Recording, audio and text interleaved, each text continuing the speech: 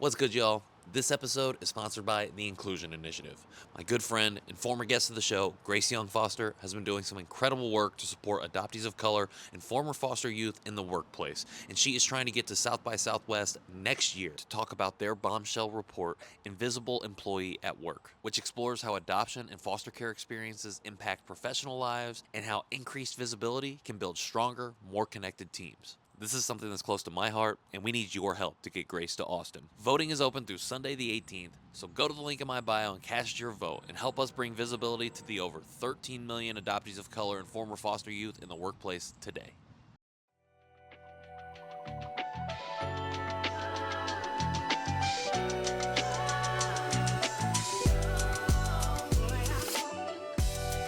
What's good, y'all? Welcome to Conversation Piece with Patrick Armstrong. I am the titular Patrick, and I keep changing up the intro every other week, but this is a show where we talk about the missing pieces of the conversations that we're already having. And I appreciate y'all being here, whether your first time listening, your second time, your fifth time, or your 100th time. I appreciate you being here in 2024, the year of the nap.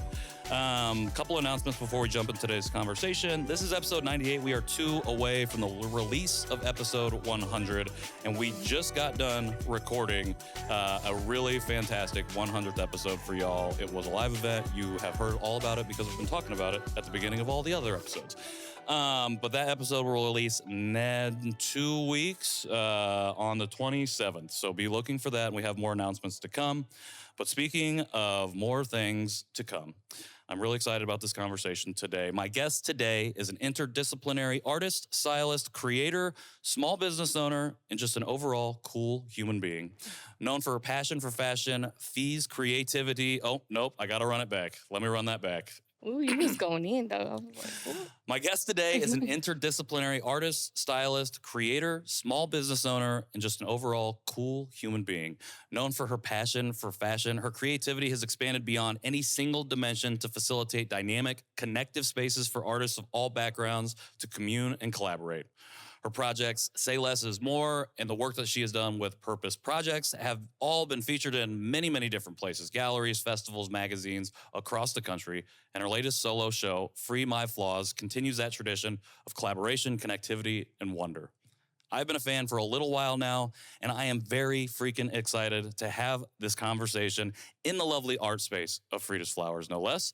So without further ado, it is my honor and privilege to welcome Fēi Ford, aka Styled by Fēi, to the show. Fēi, thank you for joining me. Thank you. What an introduction. I don't think I've ever heard that in like real time. So I don't know if there's more I could say to top that off. Like, okay, well, I appreciate amazing. that. Apologies to the production team for messing that up and making you have to re-edit that, but it'll be fine because you guys are the best. Shout out to my team.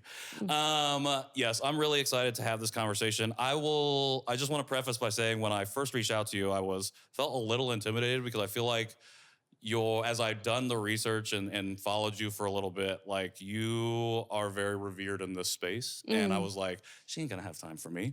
So when you were like immediately like, yes, let's do it, I felt very honored and privileged, like I said. So thank you again for doing this.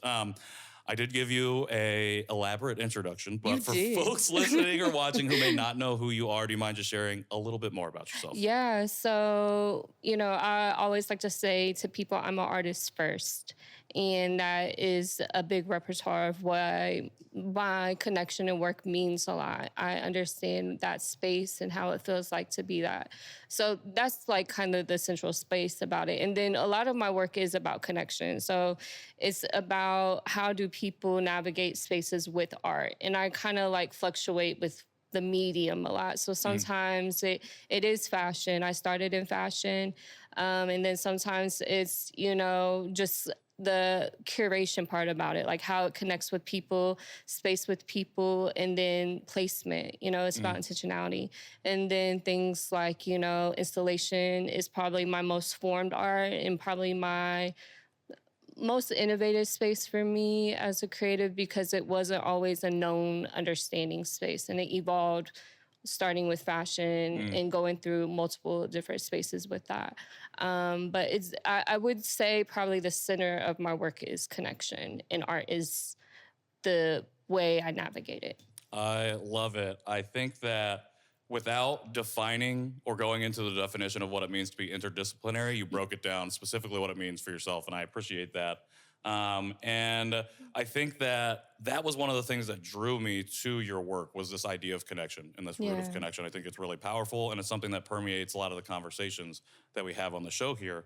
I want to just take a slight step back, and I read that your interest in like fashion and vintage culture started and was influenced by a few different things, a bunch of different TV shows. Yes. And specifically your grandfather's love of antiquing, I think I read. Yes, yeah, okay, yeah. Oh, and I also have written here Value World because I saw that you had done trips to Value World. So I was wondering if you remember the conversations that you were having around those types of things at that time.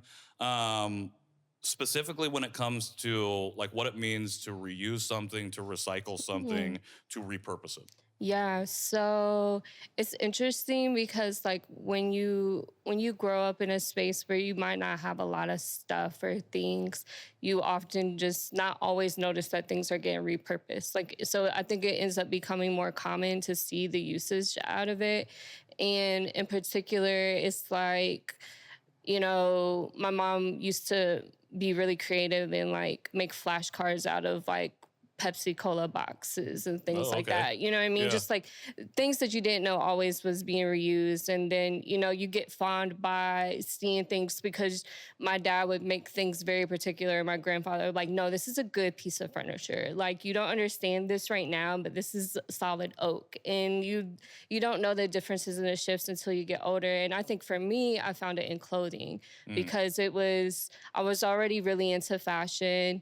And not knowing that it was such a big part of my world, but I always loved clothes. And my granny used to take us shopping all the time when we was kids, but she would always take us to sales racks. So I got really familiar with like finding a good deal. And I always wanted to find a good deal. And that's like what started like how to be thrifty. Like the concept of thrifty was being affordable. Sure. And then I didn't always know there was vintage clothing until I went to college.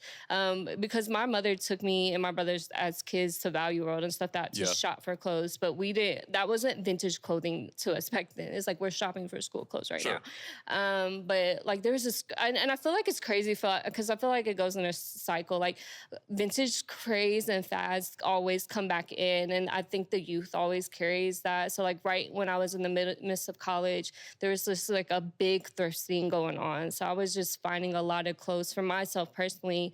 Vintage jackets, blazers were like the first piece of that. Yeah. And I think from there, I just I fell in love with finding unique pieces, and I wasn't really caught up in price points or name brands or things like that. They never really, I was really into sneakers at the time. Yeah. So if I was going to buy anything full price, it was going to be sneakers. But everything else, if I could get a whole fit for $20 or less, we're in there. And you look great. And I feel like I just appreciated what vintage clothing did for that. And then once I started thrifting more and finding stuff, there was just like a different type of value with each piece and uniqueness and how things were cut and sewn. Like I really got enamored by that. And then I just started to see things I never saw before. So like, I think, you know, repurposing and reusing, which actually, when you bring that up, it happens a lot in my work.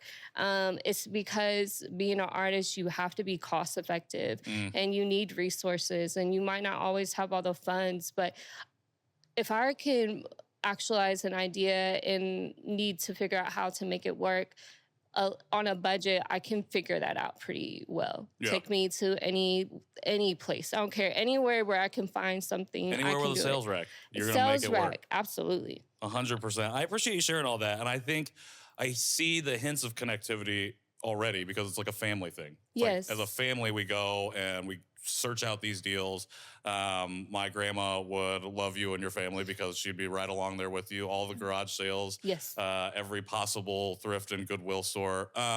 When you got into college and you discovered vintage, did it feel like you said, you had this appreciation because you were already kind of doing it, even though you didn't know it then? Yeah.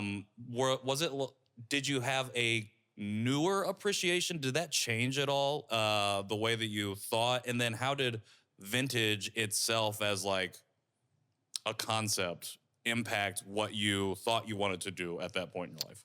To be honest, nothing. At that point in time, I was really immersed by collectiveness of it in general. It wasn't a pursued interest for like the expansion and growth of it until after college. Gotcha. So like I ended up creating a collection in college. This is what ended up happening with me. So I got fond by just finding because you were just getting stuff for yourself, just and then for it me. got to the point of being like, oh, I have a lot of things. I have a lot of things, and and we'll probably get into this, but I went through a whole phase of being inside of a world that I was trying to figure out who I was, and I went back to clothing, not knowing that that's what I wanted. So, like, I went through a whole process, like, even to get into college was just, like, I was fashion-centric, but not claiming it. Like, there was no... it was like on me, like in me, but on me. Like people were complimenting and telling me that they loved how I dressed. But I just was like, I'm just wearing what I want. Clothes because it's like you were just going out and buying. That was the foundation. Like I'm just buying clothes. I'm just buying things that I like. And I love to put things together. Like making an outfit is like, I always tell people like making an outfit or a styled outfit is like eating a good meal. There's like so many things that can really set your outfit together. And I ended up like, I've always done that though. And then like not even knowing that it was such a impressionable thing on people, I just really enjoyed it. And then I think that's like after college and things like that, I started to figure out, and I guess I didn't even really appreciate it until after I started vintage clothing and when I started to style people because I wanted to sell clothes. Okay. And then that's kind of like what ended up happening. But yeah. How long did that collection follow you from college? Did you keep that or was it like cycling out? It was a little bit of everything, like things I've had personally, things that once I found out I wanted to do the boutique, I dove right into thrifting. Like I got Value World, my best friend. Like I went all the time. I used to work in retail. So if I get a day where I got off at 6 o'clock, I'm going straight to Value World. I'm staying there till 9 o'clock. I'm the last person in line knowingly that they're going to have to do a lot. I'm taking every hanger off because at Value World, they stapled each tag on there and they had to hand punch in every price tag. So I would have a lot of stuff. And, and I always was very considerate. I worked retail, so I was always very considerate of that. But like Value World had deals. They used to have a stamp card where you punch the whole card and you get 50% off your next purchase. I shopped there so much. And Indy Nuo used to have coupons in there and all the elder ladies would have extra ones. And sometimes when you go shopping on a random like Saturday morning, they'll have them because you would have to use them at certain times and be like, here you go, have one. I'm like, yes, because like you would find really nice pieces and they were fairly priced, but you're like, dang, I don't know if I want to spend $40 or $30 on a just leather jacket right now. I might want to cool down off it. But for 50% off, I'll definitely do that. For the deal. For the deal, yeah. Yeah, my family always scoped things out season after. Like they would always go to the stores and go after everything was done and maybe pick the racks or whatever it might be. But it was always like, I'm not going to wear this now, but I'm going to get it because it's the low prices it's going to go. Absolutely. So we got to pick that up. Was there a deal that you remember that you were like, this is the thing, like, this is why I do this? That you like reflect on sometimes. I'm trying to think. I do this so much though. It's let's see. So right when Value World was closing, and I didn't know it was closing. Right when because I've been going to First Fridays for a long time. I was like venturing out on a First Friday and it was just like the weirdest moment for me. Like the First Fridays weren't going on and I found out that wasn't happening. And then I go to Value World and I walk in and if anybody's been into a Value World before, it is the most densest thrift spot ever. Like they have stuff everywhere and everything. I go in, the whole store is completely like white out. If you can think of empty shelves and just like lanes of just carts of rolling racks. And then there was like 2 aisles full of clothes. And I go up there very naive and was like, are you guys renovating? And they're like, no.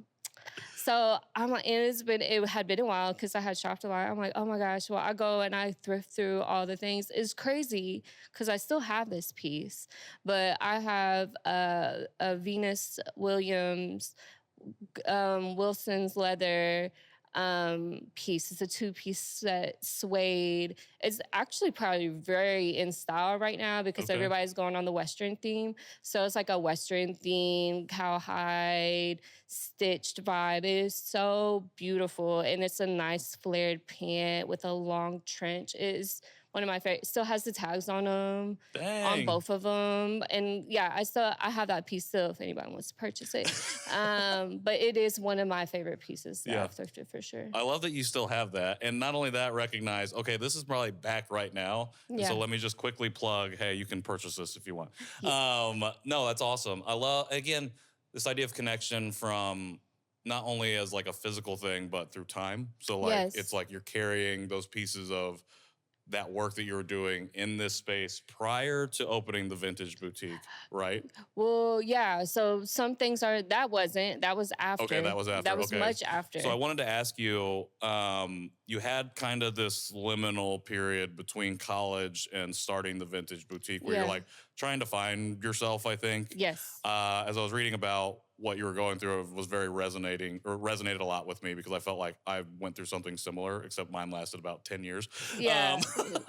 But I was wondering if you could share just a little bit about like what it felt like to get out of that like place that you were in of wandering. Yeah. It felt like as I was reading about, and what it felt like to step into a creative mindset with intention and purpose. Yeah, it's like freedom in such a way where you feel like there's life for you and there's things to actually be seen beyond something that you see on a day-to-day. I felt like routine is the biggest, closest thing to death. And the idea of that it can take away from your like longing for more just because you're so used to and expectations of being in such ways in the world. And that's different for everybody. So whether you have to make money or, you know what I mean, you have kids or, you know, and I felt like I was seeing myself go through this cycle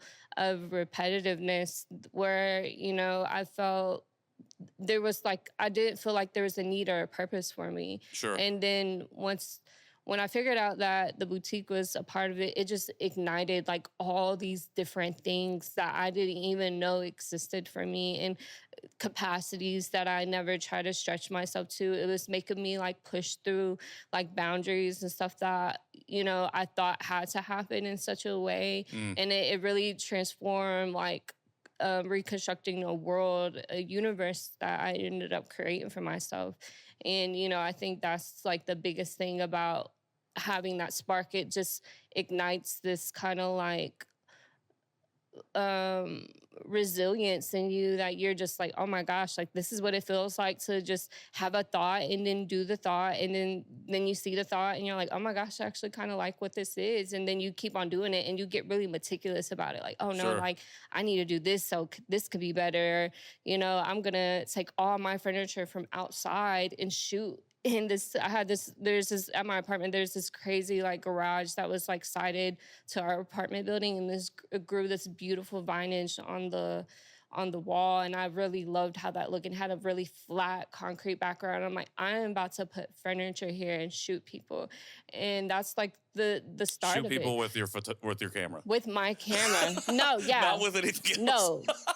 Lens clipping, shooting, like, you know, photographers. I had to put it in there because I was just like, that made me laugh really hard in my yes, head. No, I never, no. Yeah, no, for sure. No.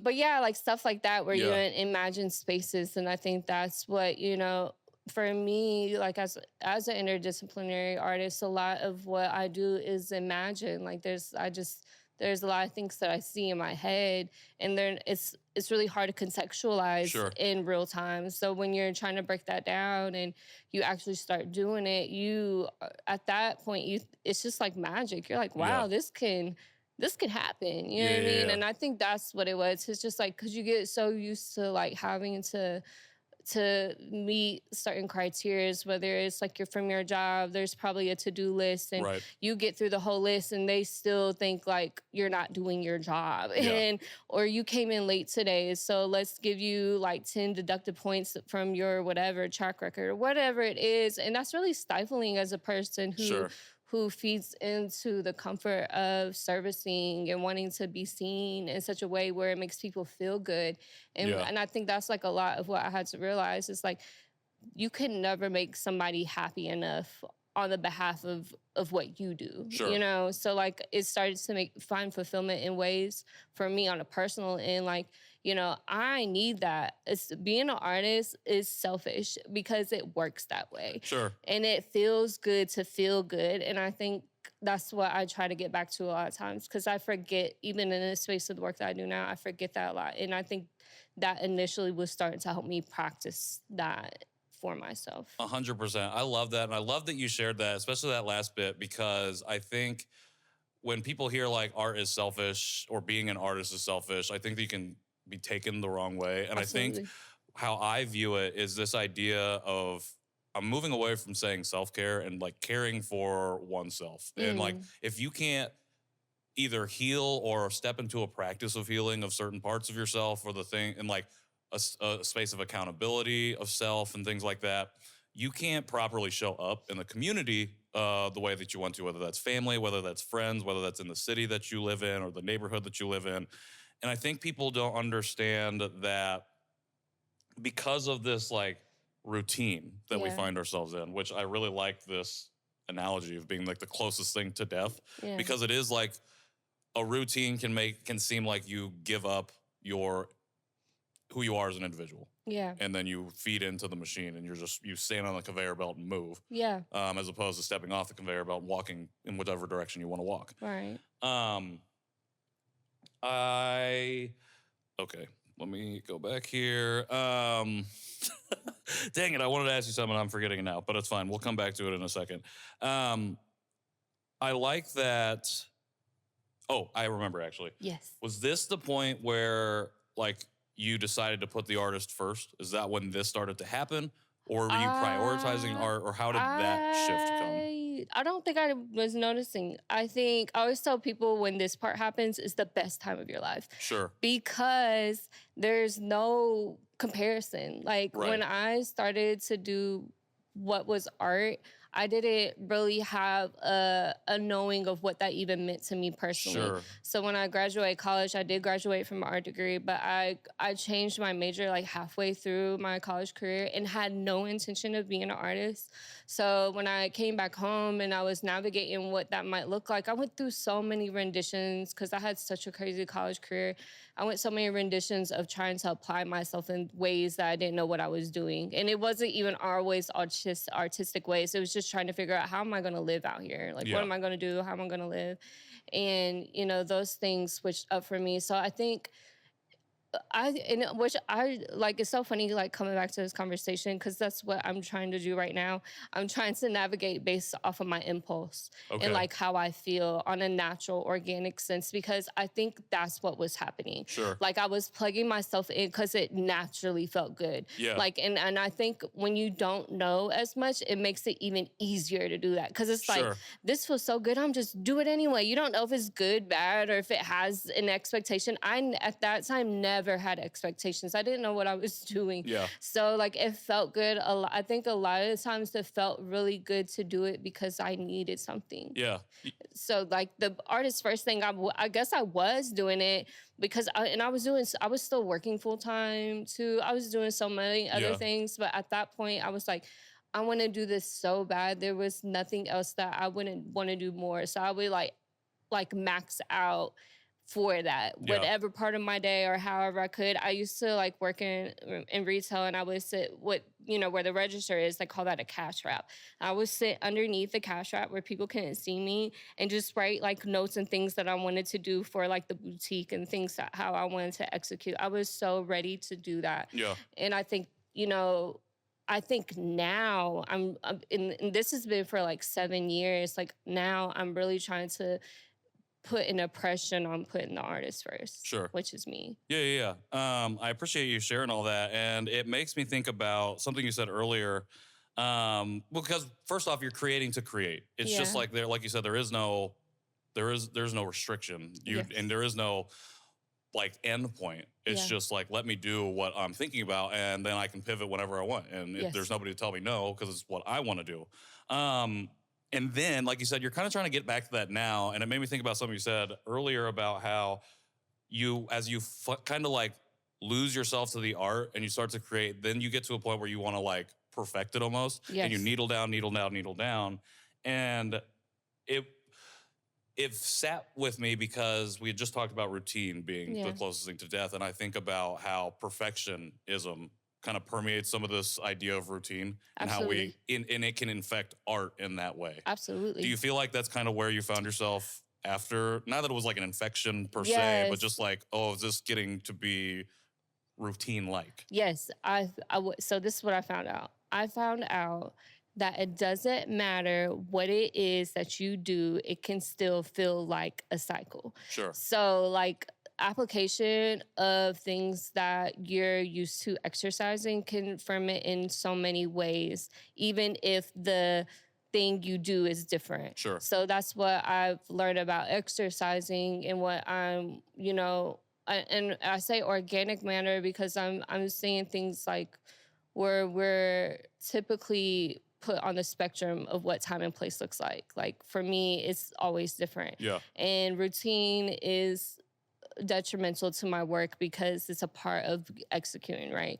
But I also found out too that naturally I need something more than that. Sure. And I think that's what I ended up finding out. Like it doesn't matter if I don't figure out how to feel good in all of the things that I do, this will not be the fulfillment or the ultimate desire that I've always wanted to exist in. Sure.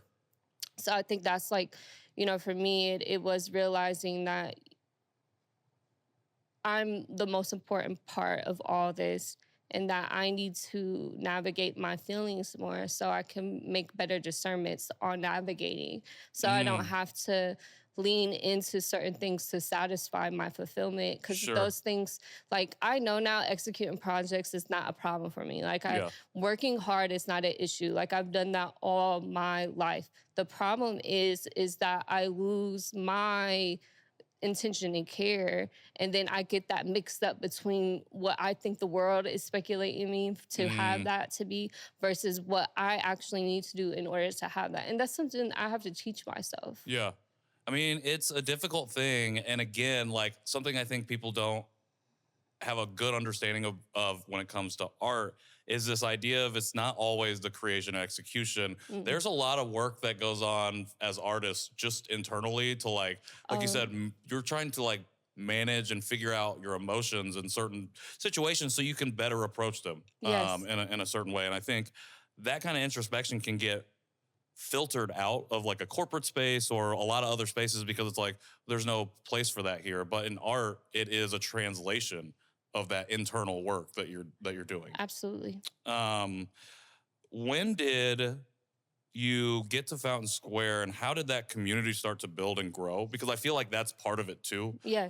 That gets you from I'm creating just to create. Now I find myself in community and now it's like we're all working together and building a lot of things. And then it feels like, okay, now you're here where you're at right now. Yeah.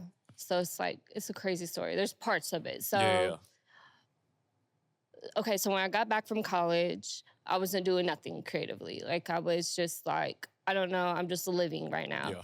I had a good friend who I actually went to high school with, and he ended up being back a year before I did.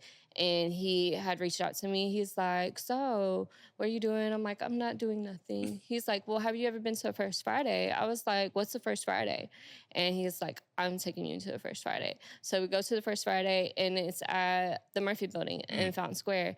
And it was like all the things that I was looking for to have space for me as an artist, it ended up being in that world because the eclecticness of the space. It was a wander. Like when you go in, you have to wander. You don't just go in and be like, okay, the food court's here, or this is where you buy grapes at, or whatever. It was very nuanced, and I love that. And then it was different all the time. There's different people. There's different age gaps. There was always something different happening on. Like, and I was fiending for that. Like I needed something to be inspired by, and I got inspired by this. And that was like the initial part. So before I ever came to Fountain Square, I wanted to make it very clear that I was a voyeur. I was a pure spectator and an appreciation. Sure. And I think from there, I just was learning so much about this space and what that meant to me. It all started because of First Fridays. So I evolved over time, and I was doing the boutique. I was doing tons of pop-ups in the city, like everywhere. I was going everywhere. That's how I always tell people, that's the gateway drug. Fashion was the gateway drug. I got to meet tons of people because of that. And then I ended up, I lived close near Irvington. I ended up going through this crazy experience. My mother just passed away, and I went through this like week long of grief. And then I ended up going for a walk. And it was a little bit of a walk, but I was like, I don't care, I'm gonna walk. And I walk all the way down to Irvington, and I see a sign popped out. And it's like, coming soon, a book and vinyl store. And I go in and talk to the person there, and I'm like, oh, what is this? And she's like, oh yeah, my name's Elise. I'm about to open up this book and vinyl store. We're actually having a grand opening on this day. I'm like, I was supposed to meet you. My coworker at the time, which I was working at a resurfacing company, okay? Nowhere near creativity or arts or anything like that. There was one other person in the office with me. Her name's Lamar. And she was telling me about this particular spot, this same spot. I had emailed, never got information back. So on this random walk one day, I ended up meeting the person I'm supposed to meet. And she was like, yeah, we still have spaces open. I'm like, bet. So I do the pop-up. Lamar actually helps me set everything up. And when I get there, there's like a person that's supposed to be next to me. And they end up moving their stuff downstairs. So then when we start working the day and everything gets through, they come up to me and they're like, oh, I love what you got going on. Where do you normally do your stuff at? And I'm like, well, nowhere. I need a space. I have so much stuff. I have a backseat of my car where nobody can never sit ever. It's like filled up with clothes. So I'm like, I need a space. I need to go somewhere. And she's like, well, here. And hands me a card. And it says Future Friends. She's like, this is where I put my stuff at. And so then I go through like so much more. This is in time and space too. Like I'm literally going through treads and months in time. So, they reached back out to me and was like, hey, do you want to do a pop-up? I'm like, no, I don't want to do nothing right now. I'm kind of like chilling out. I actually have a job where I can have more time. I want to be a voyeur again. So then they reached out back to me again, and it was like, hey. I was like, okay, I'm going to do the pop-up. And literally, I did the pop-up, and I, like, never left Future Friends. That's, like, the start of it. Like, I literally, like, never left Future Friends. A story back from that was before I actually got to do that pop-up, I was getting a photo shoot done for a friend of mine. Her name is Charlie Black, an amazing photographer. And she was like, I want to shoot you. I was like, okay, but I do the shoot. She's like, okay, I'm going to do the installment. It's going to be here. This is before I even knew where Future Friends was at. And mind you, the Fountain Square, the Murphy Building in particular, had went through renovations. So I hadn't been back since the renovations. So I go, so at that time, when I first started going, PUP used to be there. So People for Urban Progress used to be in the space that I'm in now, where Future Friends is at now.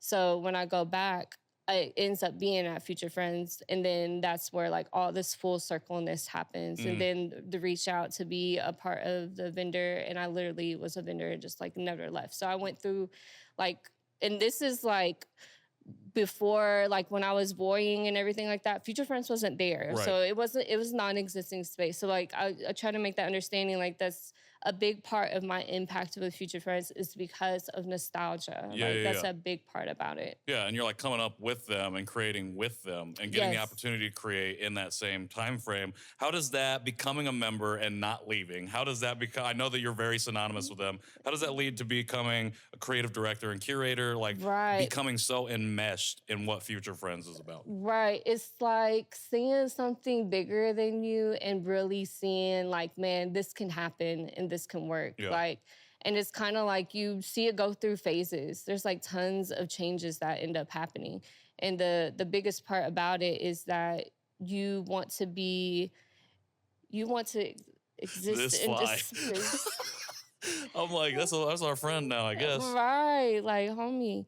Okay, just stay at one spot, baby.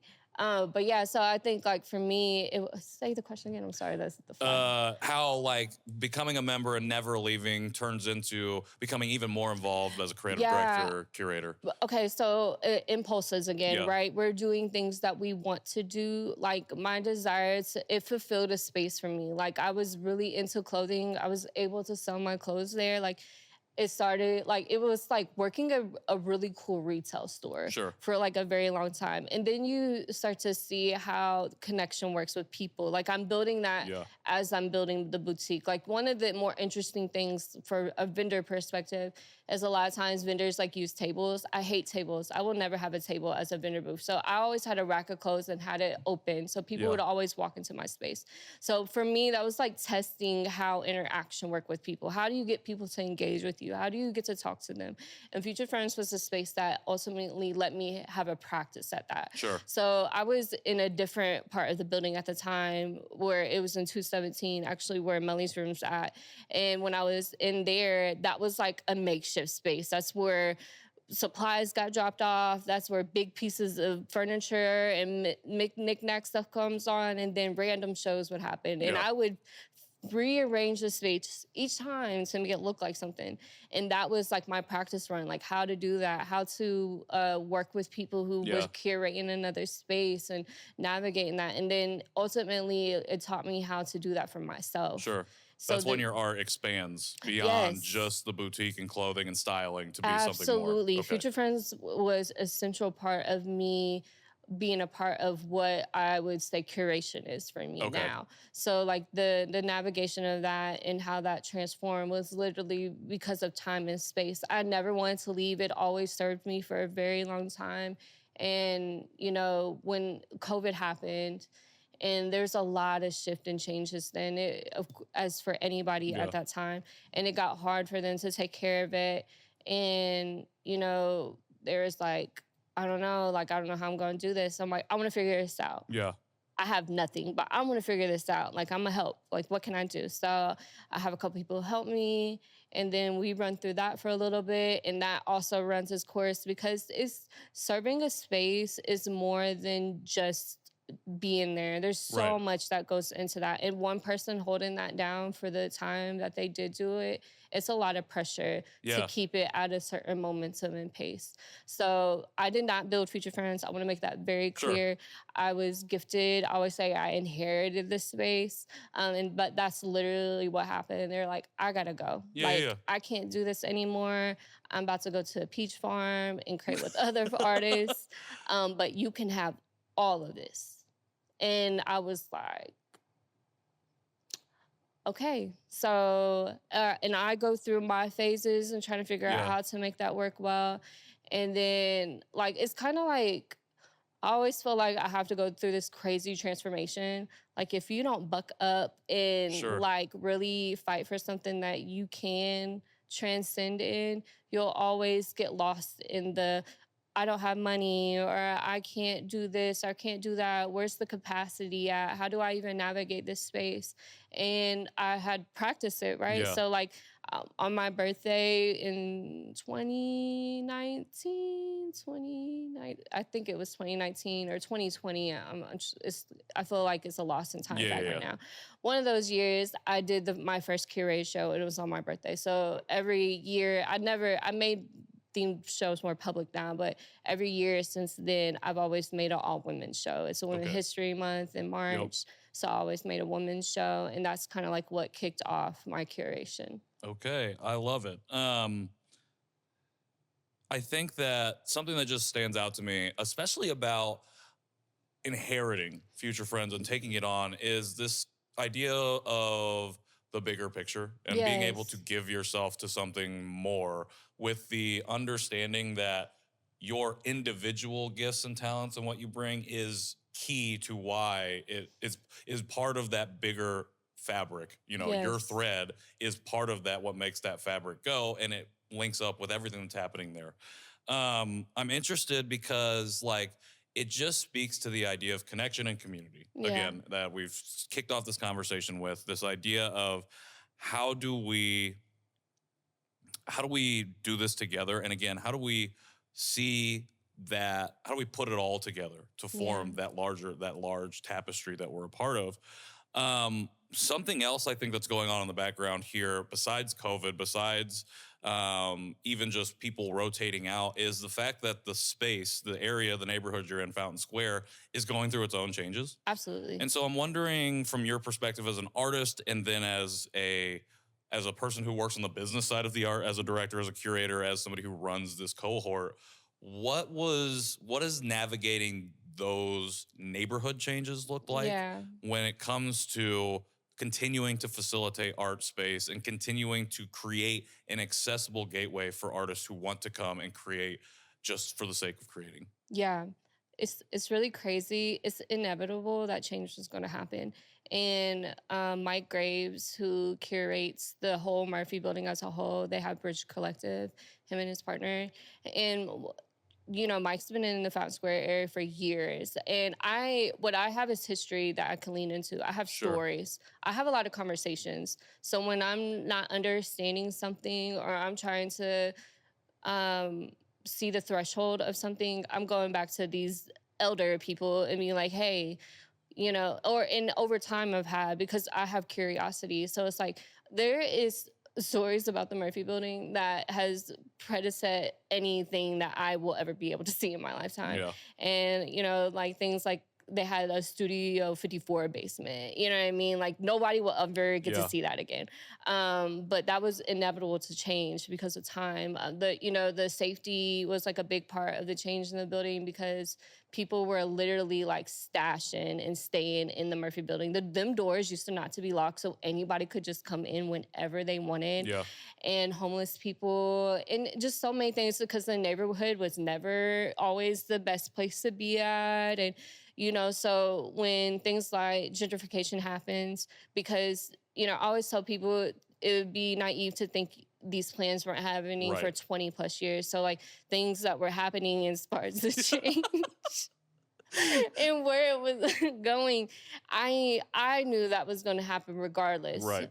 You know, why I think Future Friends is such an important space, impartial to all the things that happen around it, is because there has to be a place that educates the community about what exists in this world. And I think creativity and art, even though sometimes, like, and I can have this conversation all day, like how they treat us as artists, where they put us at in all of these different ways.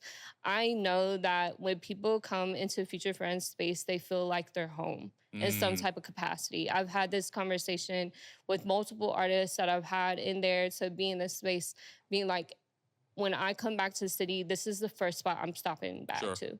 And it's crazy because I didn't even give that. That wasn't me who started that. There was a group of people. There was a husband and wife that had been living in Japan for 10 years, had came back, and he was like, she's never been here before, but I told her this is what I remember from the last time that I was going to bring her here. And he was so happy to be there.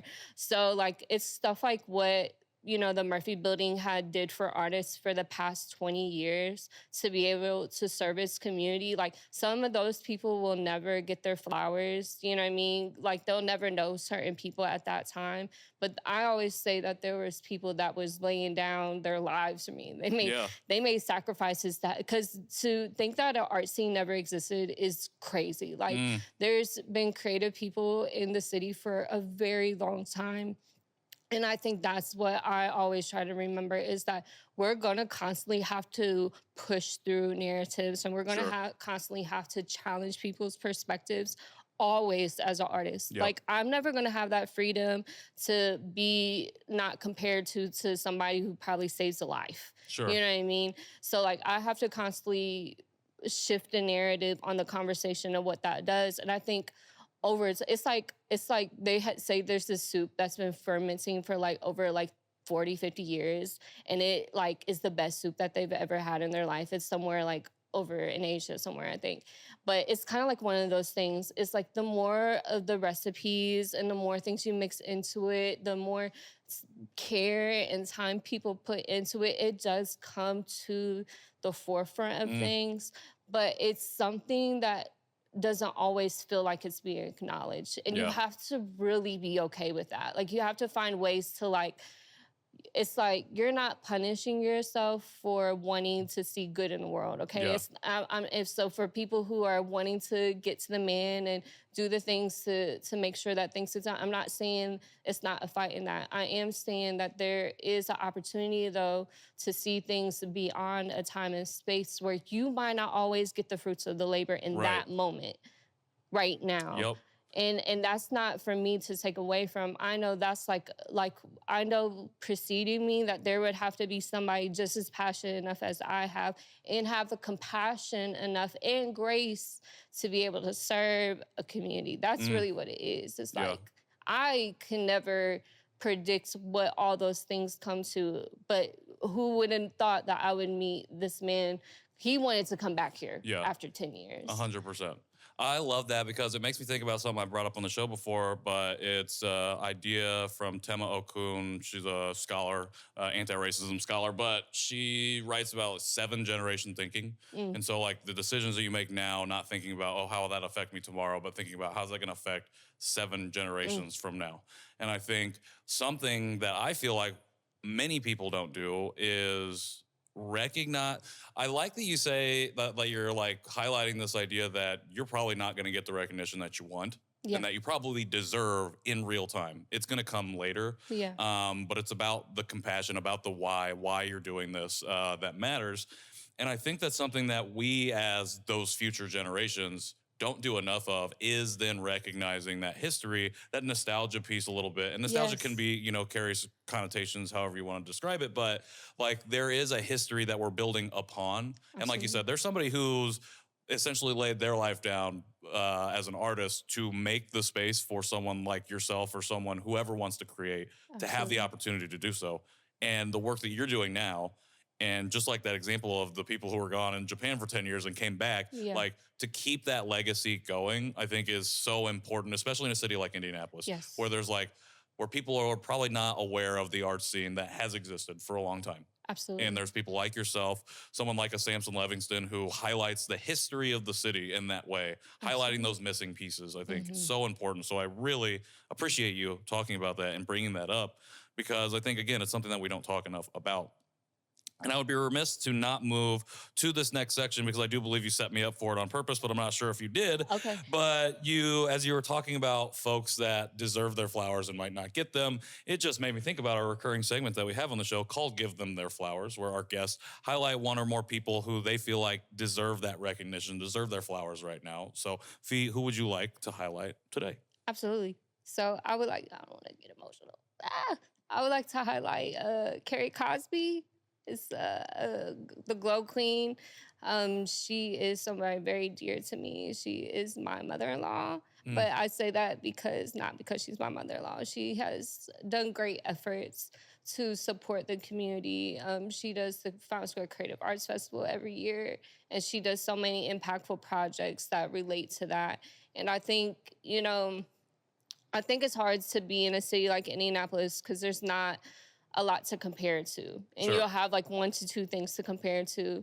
And when you're trying to be innovative in creative spaces, there's always just juxtaposing thing that makes it counter it. And I think she really tries to stand outside of that box a lot. And, she fights for the common people that need space and that have just the same levelness as any creative in the community. And it puts a centerfold on highlighting people as who they are in such a great way because of what she does to push that through. She cares and loves so much about people. So she's a very nurturing woman, and she provides so much empowerment for people who are not always seeing themselves in the best light. And that's what she's done for me a long time. So I always say that like about my partner, like, I always met you so I can meet her. But inside of that, knowing that there's that connection thing again, it's like serving something that's beyond your time. And I Yeah. think she sees things like light years from now. Mm. And it's really big and very, impactful in such a way that makes you dream beyond your understanding. And I think that's what we need more of inside Yeah. of a creative community, especially like a city like Indianapolis, where like, you're having to like really convince people like, this is a needed thing. And I know you don't understand or get what this means right now, but I just want to shove this in your face Yeah. real quick. Like just push it on you. And I feel like, doing that so much, it's difficult. So I Yeah. honor her for really like pressing and pushing the foreground in and standing on the things she believes in as an artist. Thank you for sharing that. I love that. Shout out to Carrie. We're going to get you some flowers. Shout out to Madeline and Frida's Flowers for sponsoring this segment. Freda'sFlowersIndie.com to elevate your next event. Thank you so much for sharing that. And you can be emotional on the show. I'm Totally like, okay. I've been so good at not crying. I could have cried like 1,000 times. I did such a good job. I could tell you have done a great job. I could tell there were points where there was emotion in your voice, especially talking about the community, especially talking about what's going on at Future Friends and what you've kind of went through, just even reflecting back on that. And I want to apologize if I ever put you in a space where you're uncomfortable feeling that way. No. And I appreciate you sharing and expressing that here on the show. It means a lot because, again, it's about how can we get to those periods of humanity, those points and pauses of humanity and express that. And I appreciate you for expressing it here with us. I love this connection that you have with Carrie. And I love that I met you, my partner, to meet her. Like, it's like how these things kind of come together and how connectivity can be limitless. Yes. So I'm thinking about how I wanted to frame this next question. So limitless. You have previously described your art as boundless. Yes. And I think that has kind of shown through here in this conversation. But I was wondering if that definition has evolved since and how you would define your art now, especially when thinking about your art in terms of community. Yeah, you know what? I think I'm starting to see a transformation of where that can transfold at. I've been getting some really interesting conversations being brought up to me about collectiveness and connection. And I think I feel like I'm about to be a professor or something on navigating people and dynamics in art spaces. But I think that's what I'm leaning more into, like consulting and what that looks like to help program what space looks like. So I think, I am going on a more of like, I don't know, like I'm really trying to, I'm currently creating my own thesis right now. I'm creating my own new job title of how I would present this to people. It's a connector at the essential part of it. But I love what you said earlier about, because I've been working on words and researching my own type of things about my thesis and how I want to say it. And it went back to fabric and threading and being a thread and being part of the bigger piece. And that's literally like what is happening right now. I feel like, we're all woven into this piece of fabric that's being made. And I'm just fine tuning the threads. And I'm really trying to interlock the kind of like, there's the axis, right? We all know that we are on a grid. So that grid, the most powerful spot is where the positive and negative meet. And I feel like I'm hitting more onto those things with intentionality. So it's polarizing. A lot of people like to be on either side of the vision. And I've learned in my own way of connection that there's no way that meeting at the division works. It's about being on the other side of it. So wherever you're divided at, I've been in a great opportunity on my own personal journey to understand what it feels like to be on the other side of things when I feel divided. And I've seen it a gazillion times here. It's heart-wrenching sometimes to see a process happening and just be like, oh my gosh, if this person had an opportunity just to understand. Had the conversation. And a lot of times that's what it is about connection. It's about that conversation that it's never happened. And I feel like because of my multitude of conversations that I've had with one-on-one with people over time, it gives me a different type of appreciation and understanding of what grace does to make people fulfill their ultimate desire. I don't do that. I get to see people for who they are and understand, like, there's so much more to what this transformation happens over time, that I feel like that's what my work is starting to hit onto in a really interesting way, where it's like people are starting to see the ways that I build or create or navigate is working somehow. Yeah. And I'm starting to see like it's a little bit more intentional than just creating something nice and it looks good. Sure. You know what I mean? It's a lot about placement and intentionality, Yeah. and the connection between the two. And I think people are seeking for that. And I'm kind of just looking at it from a distance now and being like, oh my, the observation for me is more like I'm looking at myself, seeing these happen in real time. And I think people are intrigued by that. So now I'm intrigued by it. I'm like, oh, I need to figure out what this really looks like for people. So like, do I know what that is yet? I have no idea. This is the new part for me right now.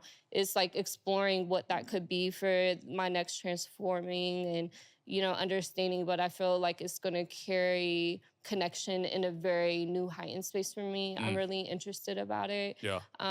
Because it will still always be in creative innovation. And I think that's what I'm interested in, is like, how can you back people with creativity, though? How can we be innovative thinkers and really press the forefront of needs that doesn't happen because you were just so focused on margins and numbers and capacities, but you were caring about people. Yeah. And that's kind of like where I think I'm at right now.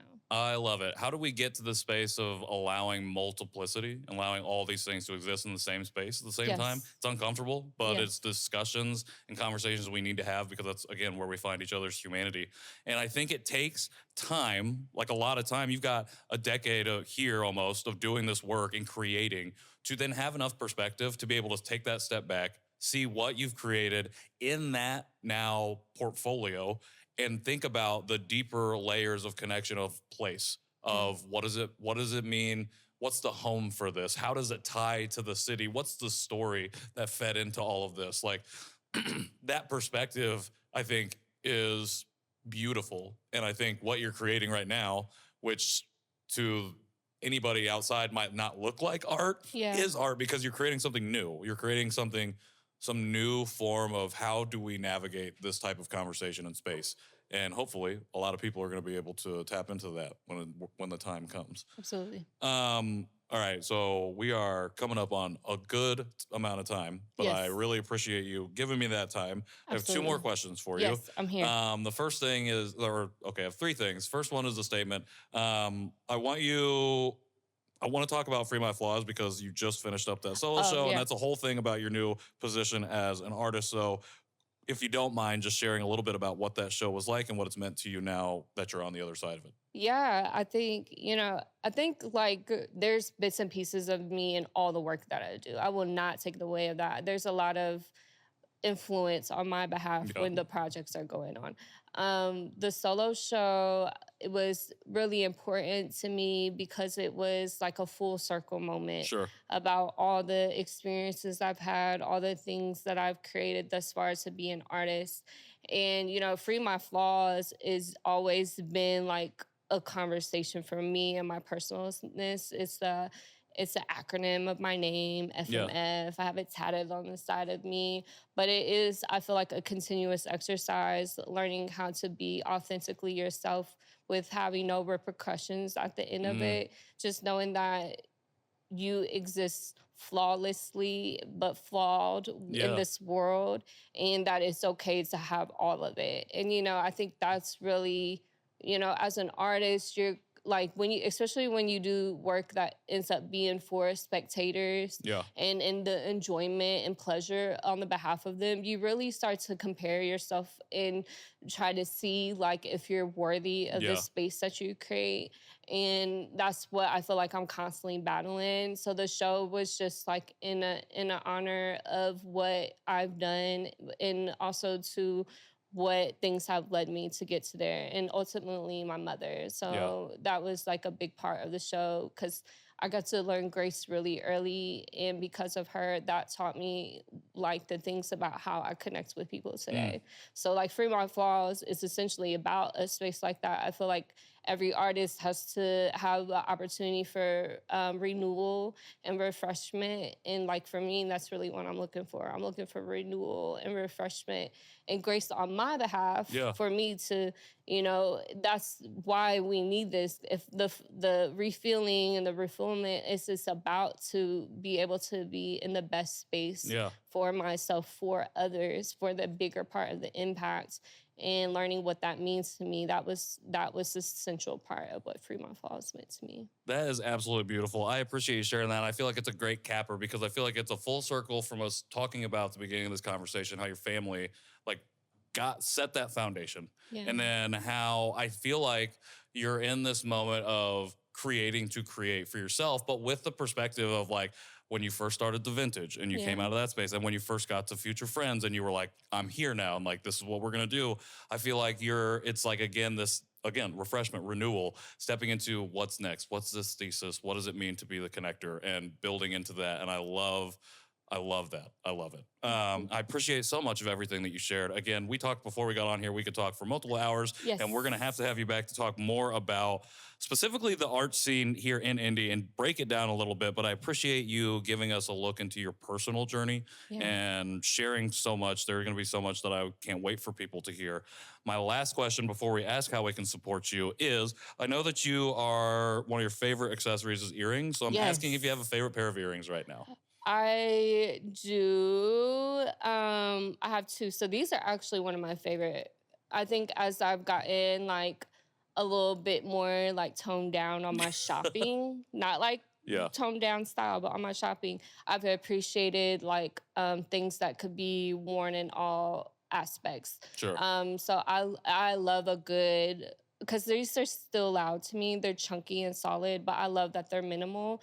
And I can literally, like, I can dress this up or dress it down depending on how I style my outfit. These are like a really good go-to.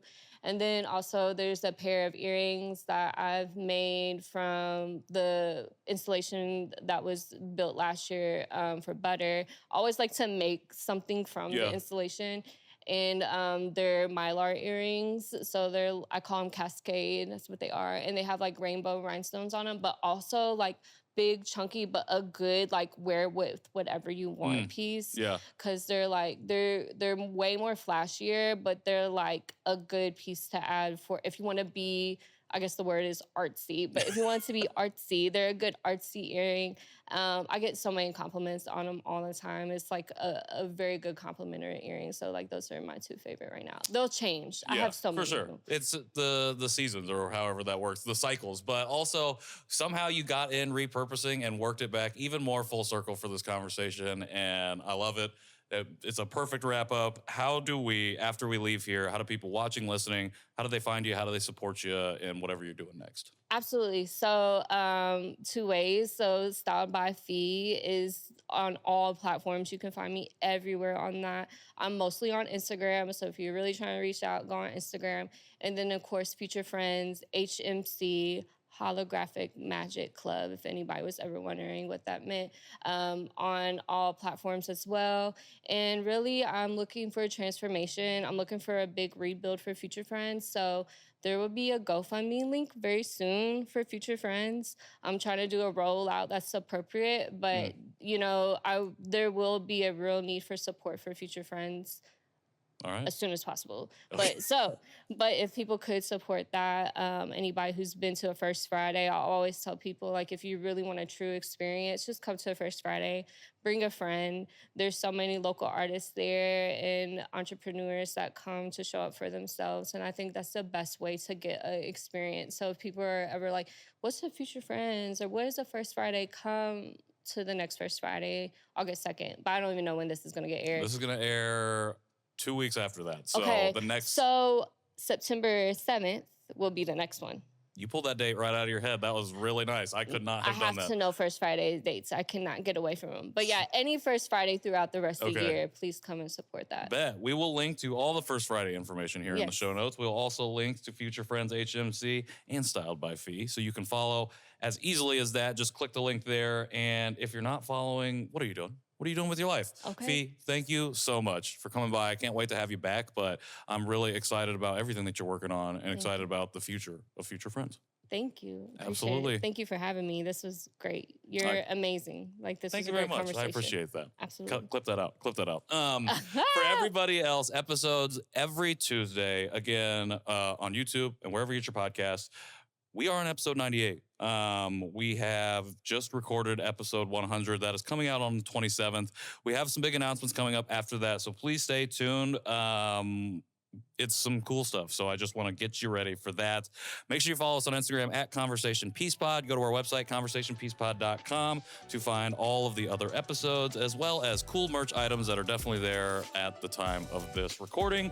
And last but not least, I want to shout out my team, as always, John Overton and Popular Rapture on the audio. Shout out to Zane, backing up John and Roundtable Recording for being the place that he interns at. And shout out to Mike Lee and Mike Lee Productions behind the camera. And I also got a shout out to Madeline and Frida's Flowers for letting us use this space. You might see it a little bit more as we go along because I really like it.